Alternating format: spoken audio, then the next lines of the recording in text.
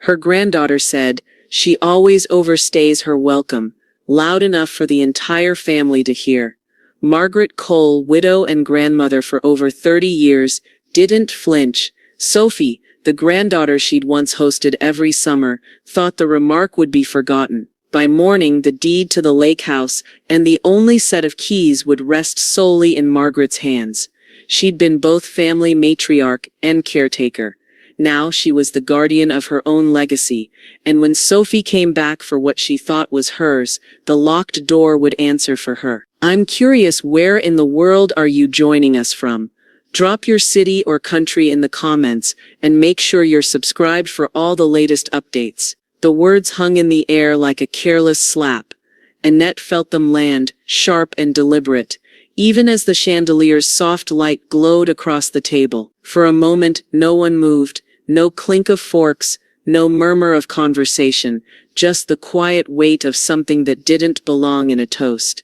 Ethan stood there, posture easy, navy jacket buttoned, one hand cradling the wine glass as though he were the honored guest. He held her gaze for a beat, smiling just enough to make it look innocent. A ripple of awkwardness ran around the table. Claire's eyes found the bouquet of roses at the center and stayed there, fixed. Luke, Ethan's son, ducked his head, stabbing at the half-eaten steak as if it might rescue him from hearing more.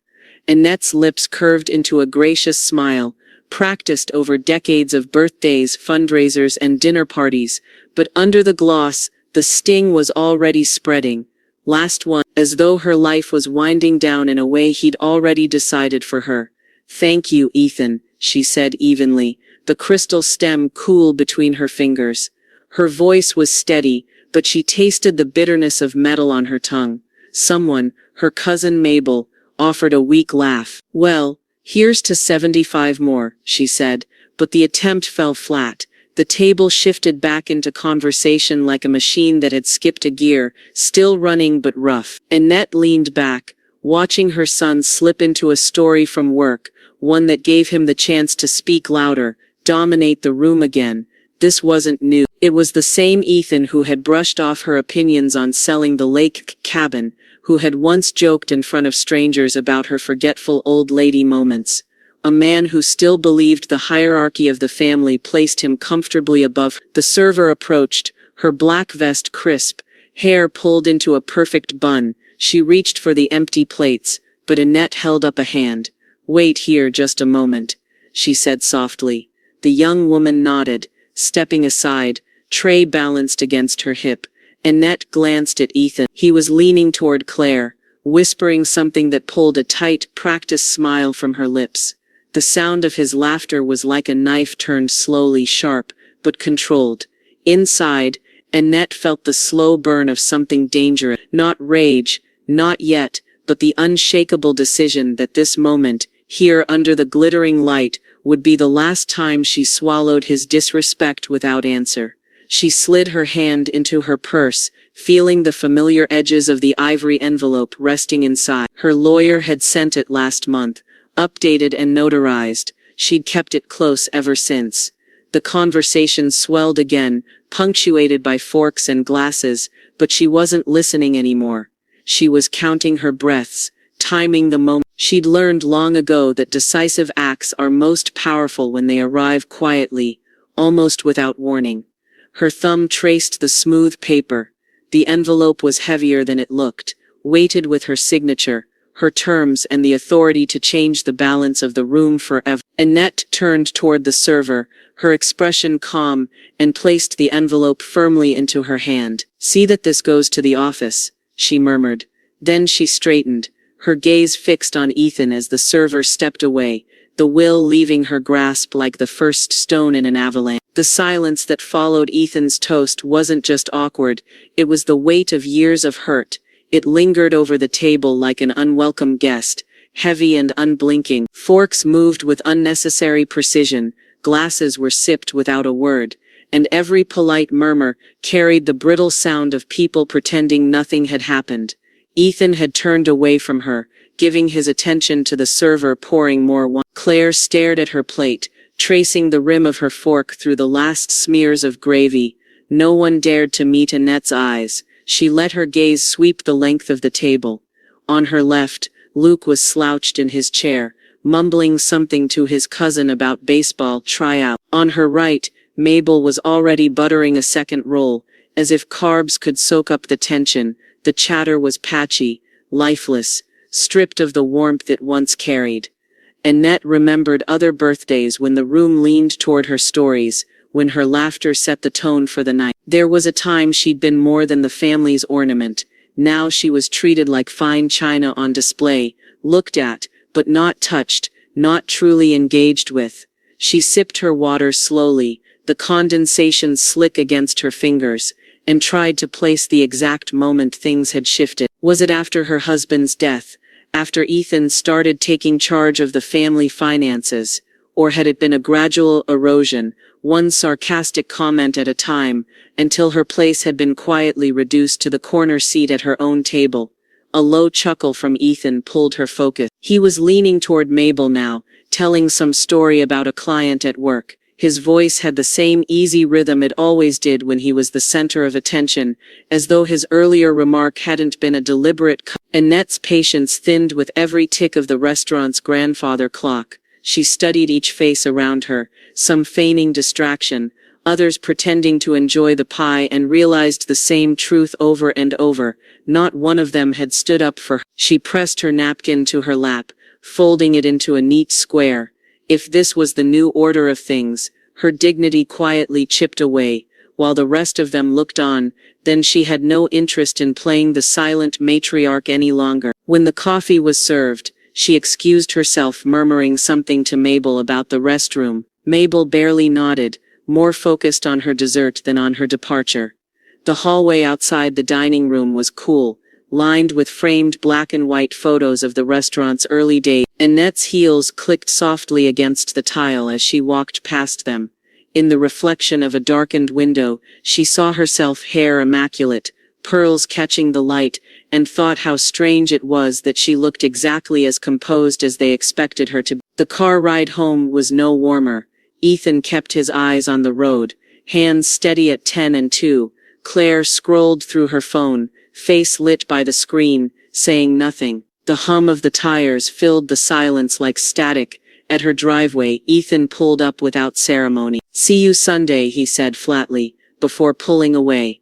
Annette stood under the cold wash of the porch light, watching the taillights vanish. The air was crisp enough to sting her lungs, but she took her time with each breath. Inside, her house greeted her with its usual quiet, the faint scent of lavender sachets, the slow tick of the clock in the hall. She moved through the rooms without switching on lights, fingertips grazing the smooth edges of furniture, as if reacquainting herself with the contours of her own space. When she reached her study, her eyes went straight to the bottom right drawer of the desk. She lowered herself into the leather chair, the seat sighing under her weight. Her hand rested on the drawer pull for a moment, her heartbeat slow but deliberate. The room felt smaller, tighter, as though the walls were waiting for her to move. With one clean motion, she opened the drawer, revealing the crisp envelope of her will. Her fingers lingered on its edge as she murmured, "It ends here. This wasn't just about inheritance. It was my way of taking control back." The envelope lay on the desk, its edges precise, the weight of it far greater than paper should allow.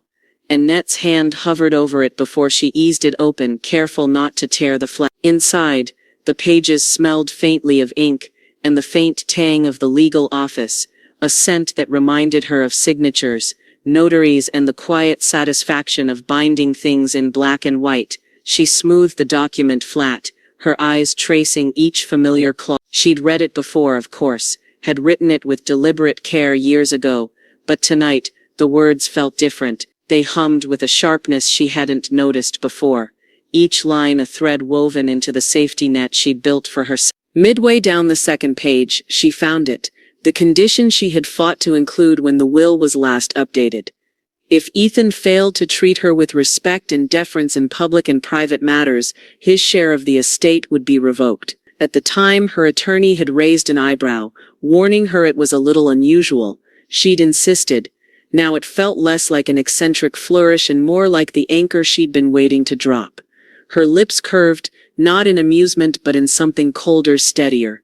This wasn't about punishing him over one smug remark at a dinner table. It was about every time he'd spoken over her, dismissed her, diminished her in front of others. It was about the quiet erosion of her place in her own family. She reached for the phone. The old landline still sat in the corner of her desk, the coiled cord slightly kinked from years of use.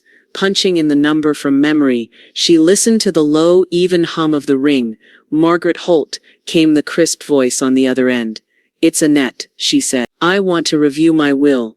Specifically, the condition about Ethan." There was a short pause, then the rustle of papers. "Ah, yes. Paragraph 11, subclause 3. Margaret's voice was steady, factual. "It stands exactly as you intended, ironclad, as long as I'm your counsel of record. And if he contests it?" Margaret's tone didn't waver. "Then we contest back. Your documentation is thorough. Witnesses signed. Dates are in order." He'd have to prove the clause was unreasonable. And frankly, I doubt a court would see it that way. Annette closed her eyes briefly, letting the words sink in. Ironclad. There was power in that word. The same kind of quiet power she had learned to cultivate in her life. Never loud, but unyielding. When she hung up, the house seemed different, lighter somehow. She walked to the window, looking out at the empty street. The moon hung low, washing the yard in pale silver. Somewhere across town, Ethan was probably unwinding, convinced the evening was over, the sting of his toast already fading. He had no idea she'd just shifted the ground under his feet. Annette returned to the desk and sat. Her pen was right where it always was, in the brass holder.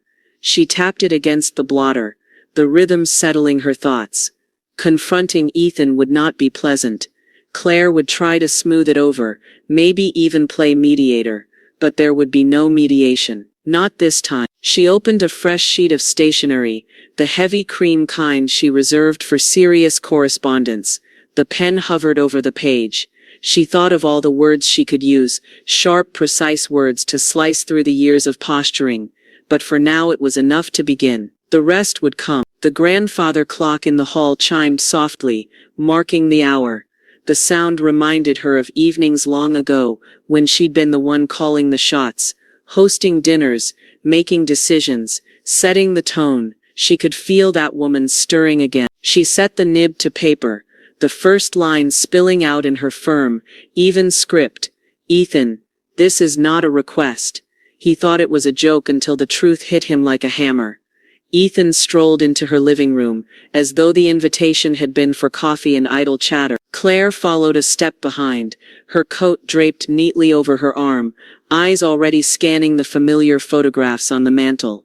Annette gestured to the armchairs opposite hers. "Sit," she said, her tone free of preamble. The will rested on the low oak coffee table between them, the ivory paper crisp against the dark wood. Ethan glanced at it and smirked. "What's this, Mom? You redoing your estate plans already?" He dropped into the chair, sprawling back as though to make himself large. Annette didn't answer immediately. She picked up the will, flipped to the second page, and began reading, her voice steady, deliberate. The phrasing was legal, exact, but every word landed with the precision of a chisel striking stone. When she reached the clause, she paused. "Should my son Ethan James Parker fail to treat me with respect and deference in both public and private matters, his inheritance shall be revoked in full." She set the pages down, her gaze never leaving his. Ethan chuckled, a short dismissive sound. "Come on, Mom. This is family. You can't actually mean this. We're talking about Sunday dinners and the occasional ribbing. Not. This isn't ribbing," she cut in. Her voice had a steel thread in it now, one he hadn't heard from her in years. "It's a pattern, and patterns have consequence." Claire shifted in her seat, her polished nails catching the light as she twisted her wedding band. The air between them felt tighter by the second. "Mom," Ethan said, his smile thin now, "you're really going to turn this into some kind of legal crusade? Over a It's not about one toast," Annette replied. "It's about the years of little cuts you've made and expected me to laugh off." Her fingers rested lightly on the will. "And I won't have it anymore." She leaned forward, her tone dropping. This isn't a threat, it's a fact. I have the power to revoke every cent you think is guaranteed to you. Every cent. Ethan's smirk faltered, the color in his cheeks darkening. You wouldn't try me. Claire glanced at him, her lips parting as if to speak, but then she looked down at her lap instead. Her silence said enough. She'd felt the shift too. For a long moment, the only sound in the room was the faint ticking of the mantel clock. Ethan's eyes were locked on hers, but there was something new in them, calculation, maybe even uncertainty. Mom, he said finally, this is extreme. No, she said, rising to her feet. It's overdue. Claire leaned toward him, whispering something too low for Annette to catch. His jaw tightened. Annette picked up the will, slid it back into its envelope, and placed it on the mantel beside the family photographs. You don't get to disrespect me and still expect to inherit, she said. Not anymore. Ethan's face darkened, his posture losing its casual sprawl. Claire's whisper turned rapid, urgent, her eyes darting between them. Annette stood unmoving, watching the words coil around him, knowing the next thing out of his mouth would tell her everything she needed to know. Ethan thought it was all just a joke, but the truth hit him in front of the whole family. The dining room at Mabel's house was crowded, voices weaving together in a patchwork of Sunday chatter. Silverware clinked against china, and the scent of roast chicken and rosemary floated in the air. Annette sat at the far end of the table, spine straight, hands resting lightly on the linen tablecloth. She had chosen her seat deliberately, close enough to command the room, far enough to see every face when the moment came. Ethan was in his usual position mid-table, leaning back with a glass of red wine in hand, playing the storyteller. His voice carried above the others, the way it always did when he wanted an audience. Claire, beside him, kept her focus on slicing a piece of bread into careful, unnecessary halves. Annette waited until the conversation swelled, the kind of noisy warmth that makes a room feel full. Then she tapped her spoon against her water glass once, twice, 3 times. The chatter quieted, heads turning. I have an announcement, she began, her voice steady, deliberate, regarding my will.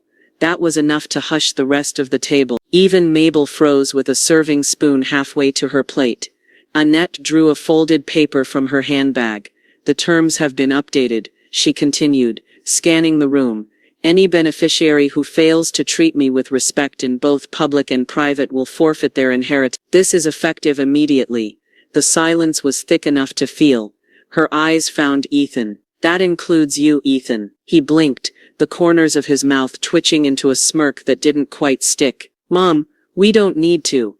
I do, she cut in. Because I've allowed far too much for far too long. Around the table, reactions rippled. Her cousin Helen gave a small nod, lips pressed tight in quiet approval. One of the younger nieces bit her lip, staring down at her plate. Others shifted uncomfortably, exchanging glances. Ethan's smirk faltered. The flush that had been good-natured moments ago darkened into something closer to embarrassment. He cleared his throat, but said nothing.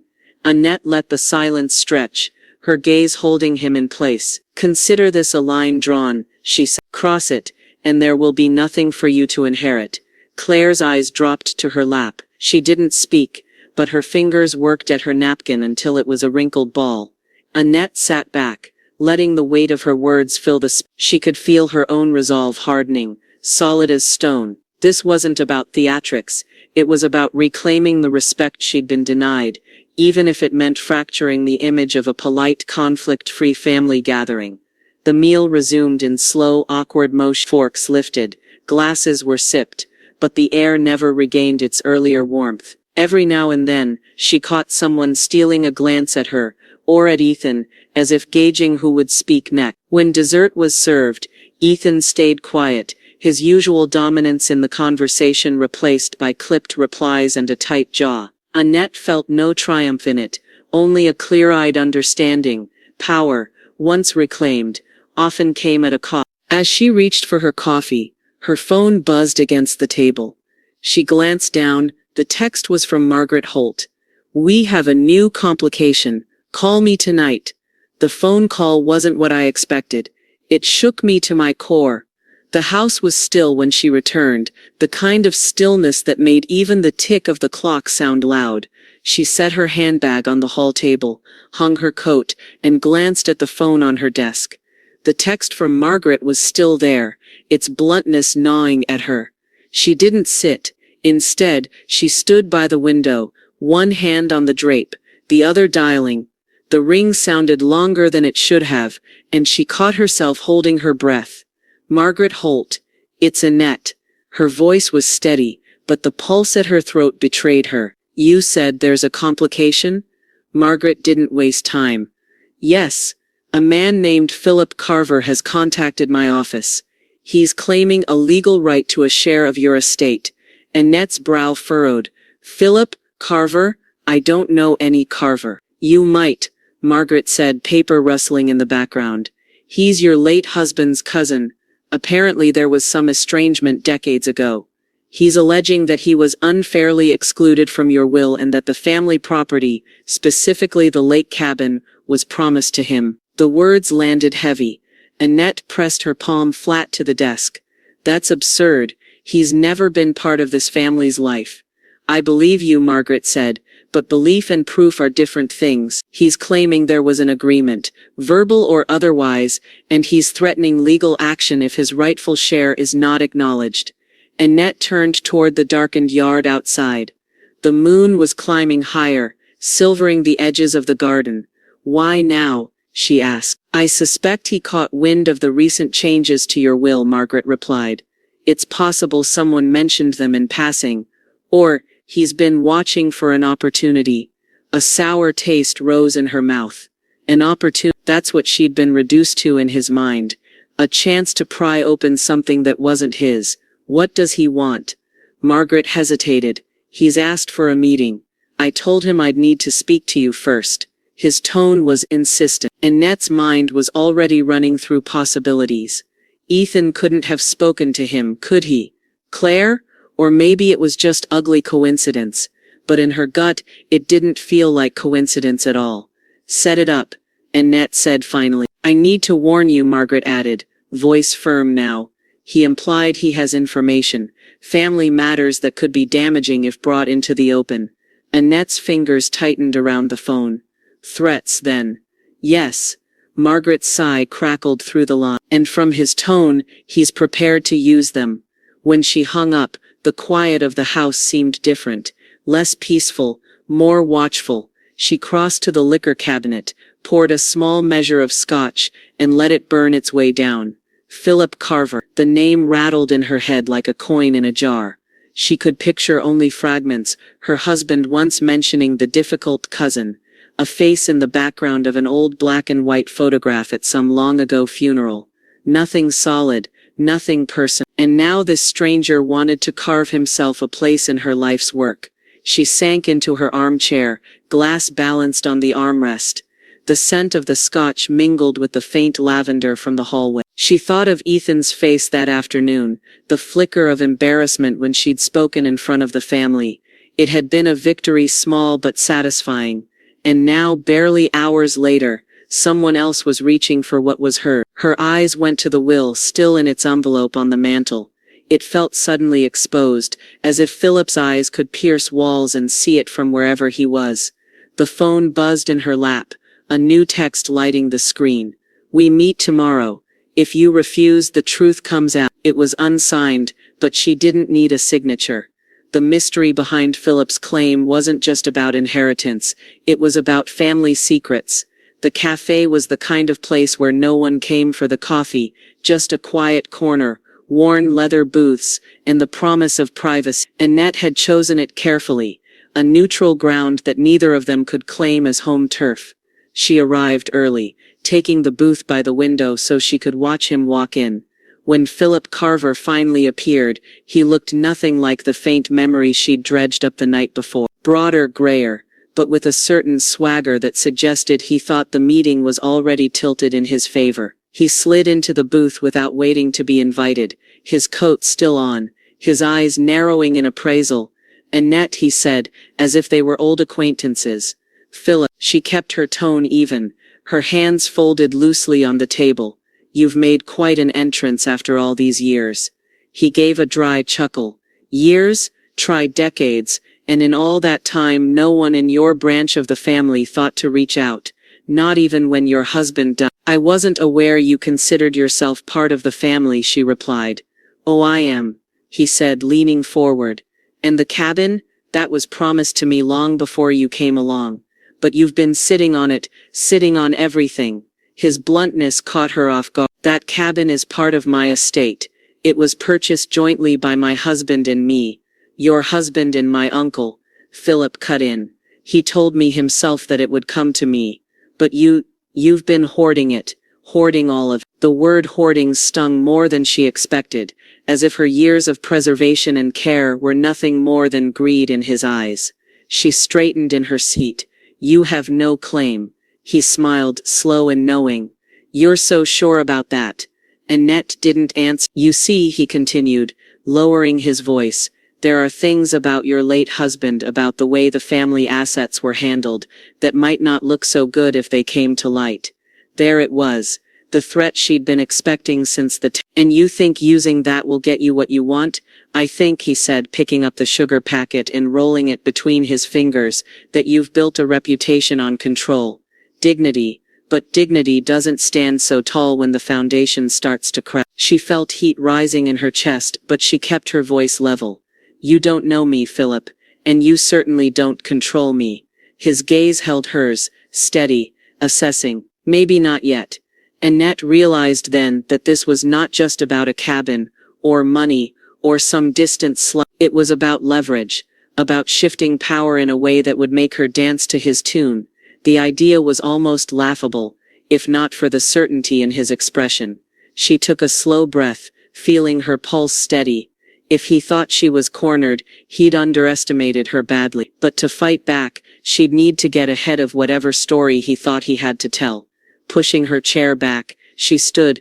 This conversation is over. Philip remained seated, unhurried, sipping the coffee the waitress had just placed in front of him. As she turned to leave, his voice followed her, low enough for only her to hear. Before you walk away, you should know, he said, there's another will, one you've never seen, and it could change everything. The truth about the secret will wasn't about what was written, it was about what was hidden. Margaret's office smelled faintly of polished oak and strong coffee, the kind of place where serious matters unfolded in hushed voices. Annette sat across from her, the morning light spilling through the blinds in narrow slats, striping the neat stacks of legal folders. Margaret slid a manila envelope across the desk. This, she said, is what Philip claims, is the original will your husband drafted before your marriage. Annette hesitated before pulling the papers free. The parchment was older. The ink faded just enough to hint at decades past. The signature at the bottom was unmistakable. Her husband's hand, sharp and confident, frozen in time. She scanned the text quickly, her heart sinking, as she reached the bequests. The cabin, she said under her breath, to Philip Carver. And not just the cabin, Margaret replied, a percentage of liquid assets, certain investments altogether, a substantial Annette's fingers curled against the paper. She'd spent years preserving what they'd built together, never knowing this relic existed. Why would he never tell me? Margaret's expression softened. It's possible he meant to revise it, and simply never got around to destroying the old draft. She set the will down, her pulse pounding in her ears. This is his play, she said, Philip's banking on this being enough to intimidate me. That afternoon, she called him. We're meeting, she said flatly, not waiting for agreement. Philip arrived at her house with the same air of quiet triumph as before. She didn't offer coffee. She didn't even invite him to sit. Instead, she held the document out toward him. This is what you've been waving around. His smirk deepened. Glad to see you've done your homework. You're manipulating a half-truth for your own gain. He shrugged. It's still his will. Still his signature. The law doesn't care about your feelings, Annette. She let the silence stretch before speaking. Except it's not valid.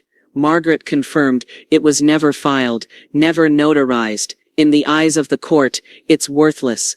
The smirk faltered, just enough for her to notice, but he recovered quickly. Maybe, but a document like this, It raises questions, and questions can be useful. His words landed like a cold draft under a closed door. He wasn't walking away. Not yet. You think you can threaten me into handing over what isn't yours? She asked.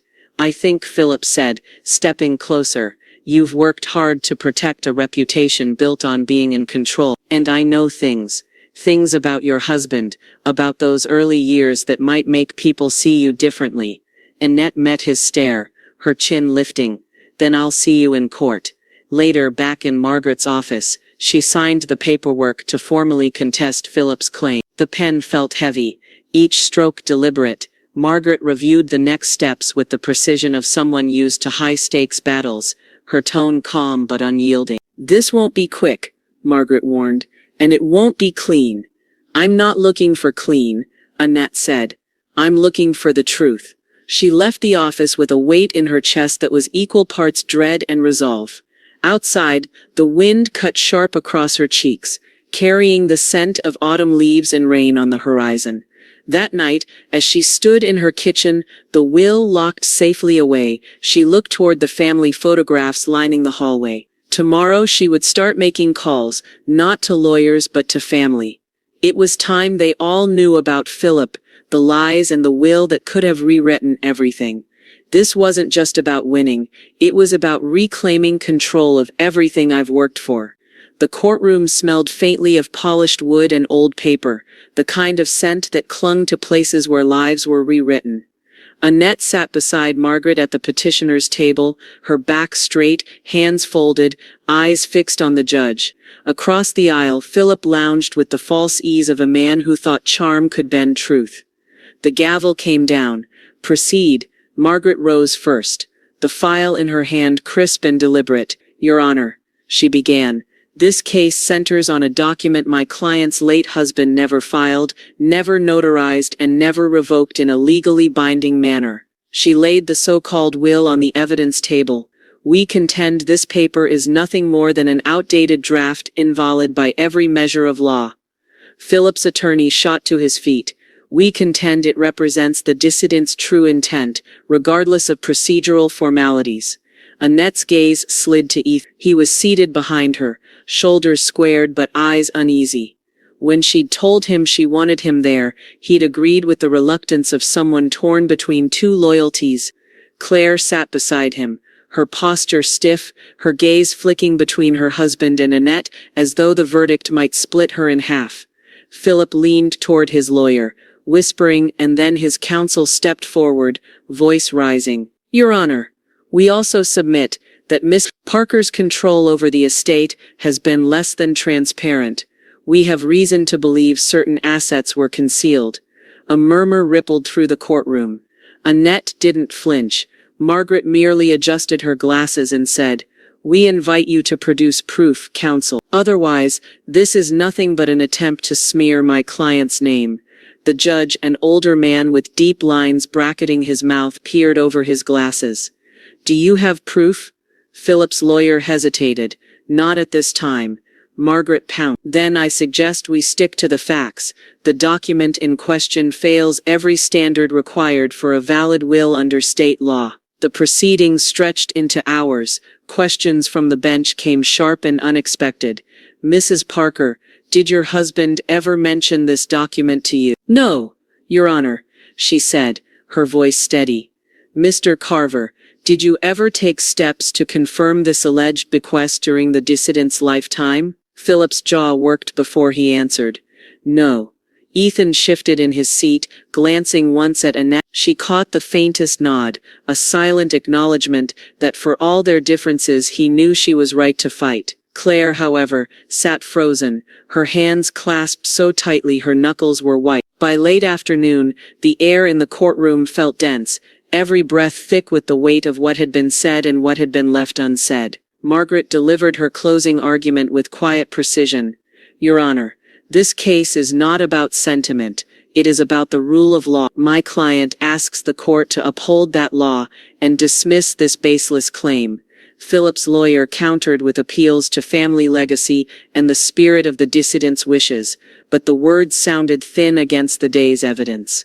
The judge leaned back, steepling his fingers. Silence stretched long enough for the ticking of the wall clock to become uncomfortably loud. Then he spoke. I find in favor of the petitioner, Mrs. Parker. The document submitted by Mr. Carver is invalid and has no legal effect. Relief came like a quiet exhale through Annette's body, though she kept her expression composed. Philip's face tightened, his jaw locking. However, the judge continued, in reviewing the estate's current structure, I find it necessary that a portion of the property be liquidated to ensure equitable distribution among remaining heirs. This court orders that part of the estate be sold. The hardest part wasn't fighting for what's mine, it was learning to let go. The boxes came in waves, each one sealed with the neat, deliberate tape of a woman who'd finally stopped clinging to what could not be kept. Annette stood in the middle of her new living room, the scent of fresh paint still sharp in the air, the lake just visible beyond the tall windows. Its surface was a sheet of glass, broken only by the slow ripple of a drifting loon. Her old house had echoed with memory. This one hummed with possibility. No mantle lined with photographs she'd had to defend. No study drawer holding a will like a live grenade. Just open walls, empty shelves, and the freedom to fill them on her own terms. The move had been practical. Court orders left her with no choice about selling part of the estate, but the choice of this place had been hers entirely. A small cedar-sided home tucked into a bend of shoreline, with a porch that caught both sunrise and sunset. She unpacked slowly, choosing what stayed boxed for later and what deserved a place now. A single quilt draped over the sofa, the enamel teapot she'd bought on a trip to Vermont decades ago. A vase of wild flowers from the roadside stand she'd passed on her drive in. By late afternoon, she was in town at the community center, standing before a table covered in jars of paintbrushes. The art class instructor, a wiry man with paint smudges on his forearms, welcomed her without fuss, sliding a canvas toward her. No rules, he said. Just put something down. It felt awkward at first, the bristles resisting her uncertain strokes, but as the hours passed, she lost track of time. Her hands moved with a focus that pushed out every courtroom echo, every tense dinner table. The finished piece was messy, uneven, but undeniably hers. In the weeks that followed, her calendar filled not with obligations, but with choices. Coffee with Linda, a college friend she hadn't seen in 20 years. Walks along the shoreline with May, her neighbor who raised golden retrievers and told wild stories about her late husband's fishing trips. Small dinner party with people who asked questions without agendas. The lake became her morning companion. She'd sit on the porch with her first cup of coffee, watching the fog lift in slow ribbons until the water turned silver blue. Some mornings she wrote in a leather-bound journal. Others she simply listened to loons, to wind, to her own unhurried breathing. She thought of Ethan sometimes, of the wary look in his eyes as the gavel fell. They hadn't spoken since the verdict, though she'd received one brief text, "I hope you're happy." She hadn't answered. Not out of malice, but because she finally understood that some silences were healthier than words. Her days moved at the pace of the lake, steady, reflective. She painted more, experimenting with color in ways she'd once considered frivolous. She read novels without glancing at the clock. She kept the radio off and let the quiet seep into her bones.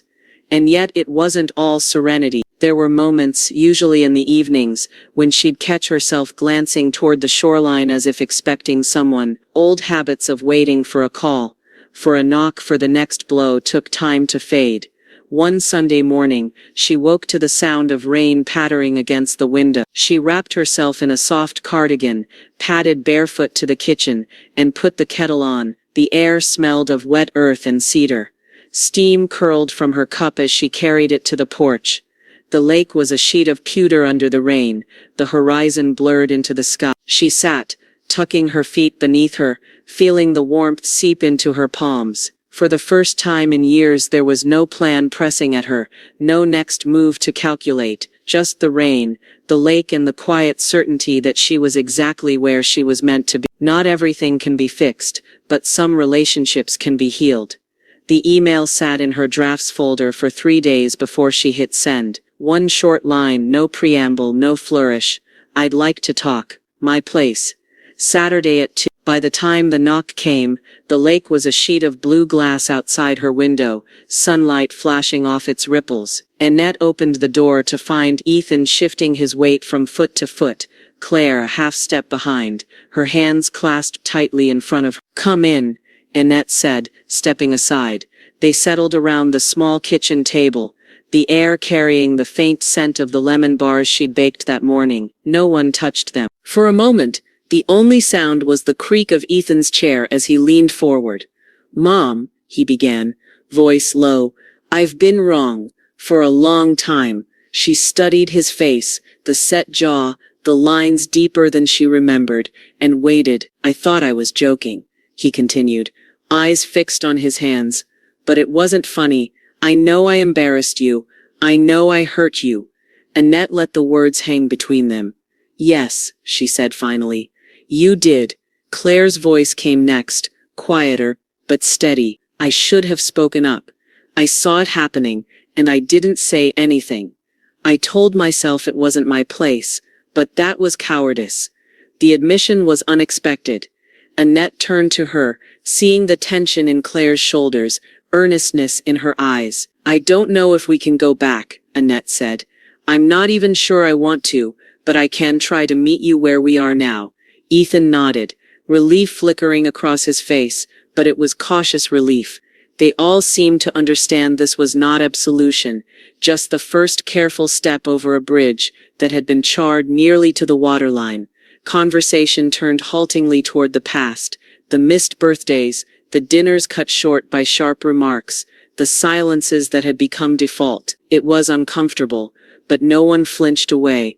At one point, Claire reached for her tea and said softly, "It's strange, I thought if I kept the peace, I was helping, but I see now that peace without honesty is just quiet resentment."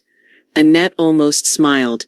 That's a lesson worth keeping. By the time they stood to leave, the sun had shifted lower, spilling warm light across the table.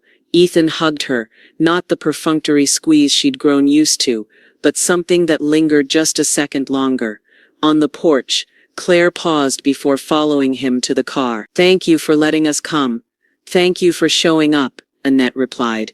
When the car pulled away, she stayed at the porch rail, watching it disappear down the narrow road. Her chest felt lighter, though she could still sense the rough edges of what had been said, and what hadn't. That night she washed the unused dessert plates, the lemon bars untouched in their tin.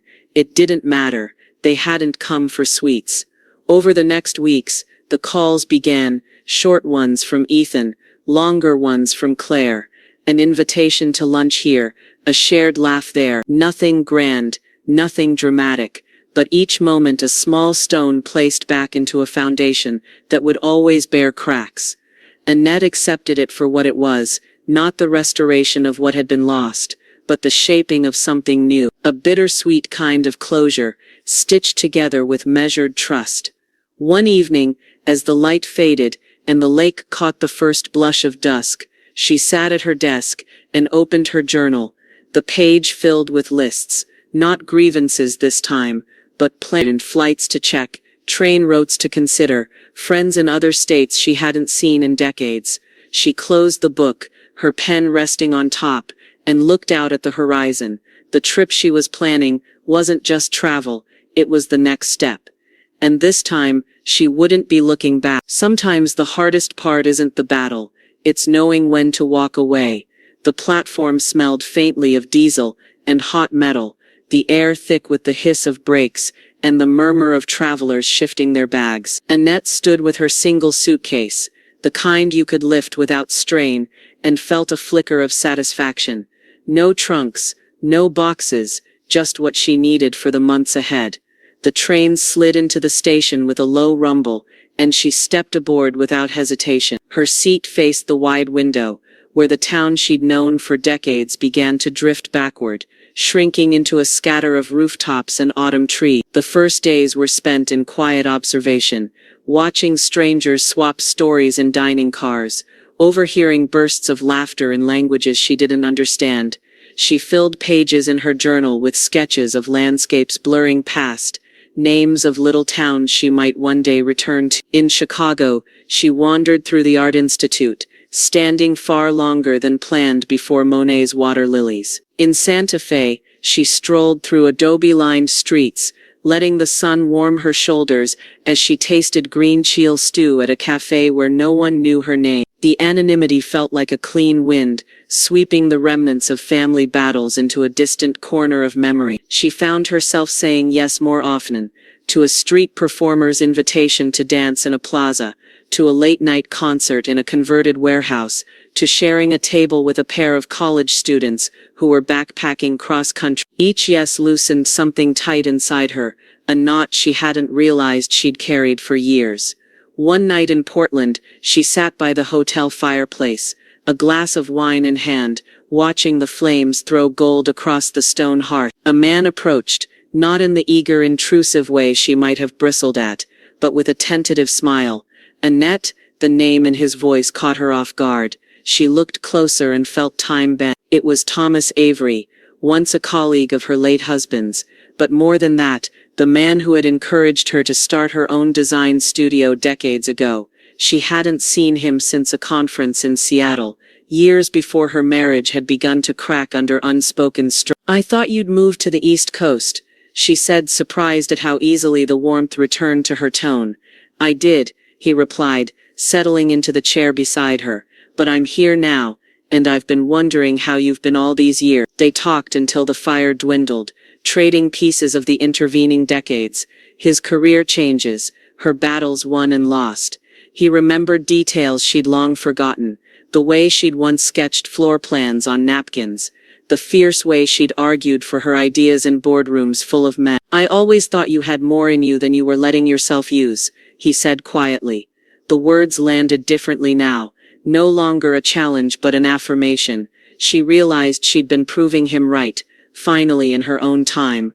The days that followed seemed brighter. They met again for coffee, then for a long walk along the river, talking about everything from books to the places still on their travel lists. She felt no rush, no expectation, only the curiosity of seeing where a renewed connection might lead. In the quiet moments between cities, she caught herself smiling for no particular reason. The weight she'd carried for so long felt lighter, not because it was gone but because she no longer mistook it for her identity. On her last evening in San Francisco, she stood at the pier, the air smelling of salt and possibility, the city lights flickering like an open invitation. She thought about the life she'd left, the battles she'd fought, and the road ahead, still unwritten, still hers to She turned toward the street, suitcase in hand, and smiled, a small private smile that belonged entirely to her, knowing her story was just beginning. Reconciliation doesn't mean forgetting. It means learning to live with the past. The lake was half frozen when Annette returned, a pale sheet of ice drifting along the shoreline, shifting and groaning as the wind pushed it toward the reeds.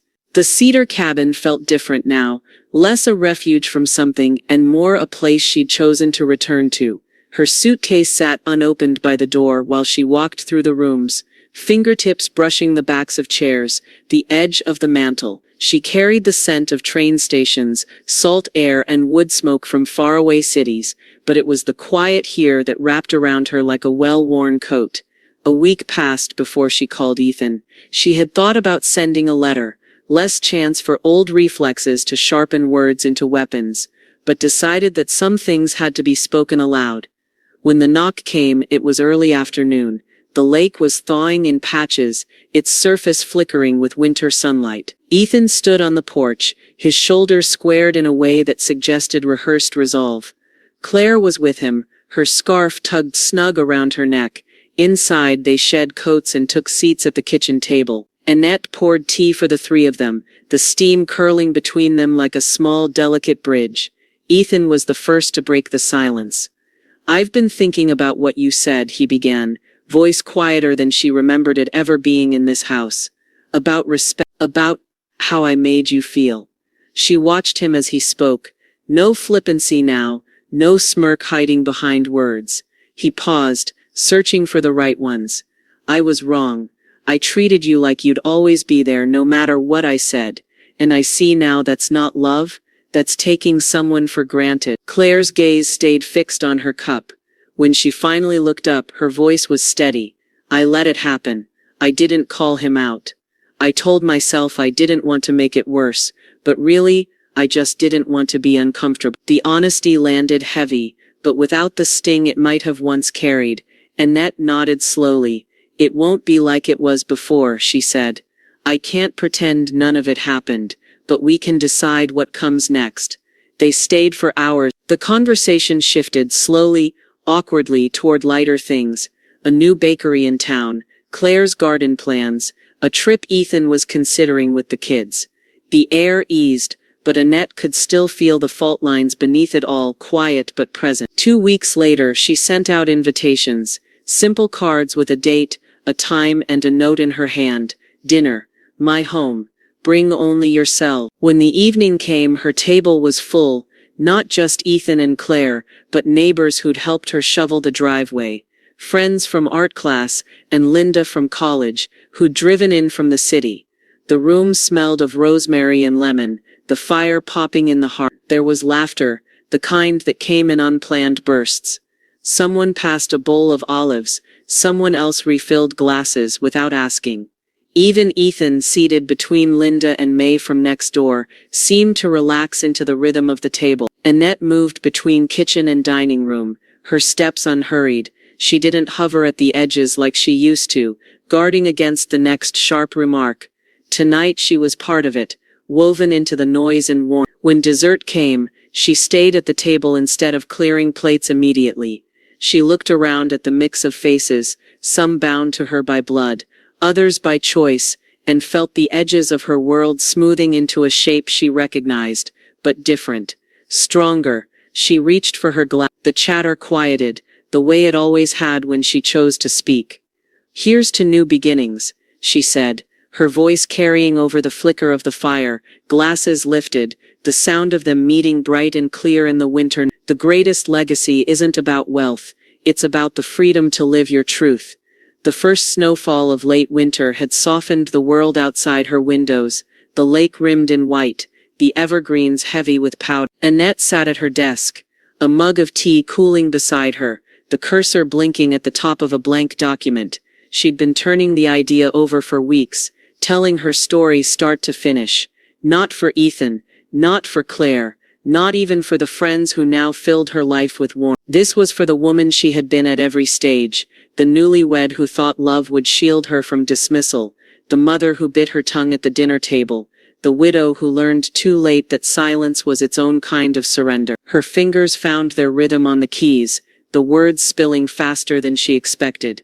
She wrote in scenes, the clink of a wine glass before a cutting remark, the feel of legal paper between her fingers, the sound of the gavel hitting wood. She didn't polish or soften. Truth didn't need decoration. By midday, pages had begun to stack in a folder beside the computer. Each one felt like a stone lifted from her chest. She titled the work in progress, The Will and the Woman. In the weeks that followed, writing became her morning ritual. She'd sit at the desk as dawn broke, the lake shifting from indigo to silver, and trace the arc of her life, not with bitterness, but with the clarity of distance. She wove in lessons learned the hard way, that respect isn't owed simply because of blood, that boundaries can be love in its most honest form, that starting over is always an option, no matter how late. When she finally shared the draft with a local publisher, their interest was immediate. They suggested a small run, a regional release. She agreed, not caring if it sold 10 copies or 10,000. What mattered was that it existed, that the words had weight beyond her own mind. Spring came, breaking the lake's ice into glittering shards that drifted toward the shore. Her days filled easily. Art classes twice a week, walks with May, impromptu dinners with Linda. She laughed often, the kind of laugh that rose from somewhere unguarded.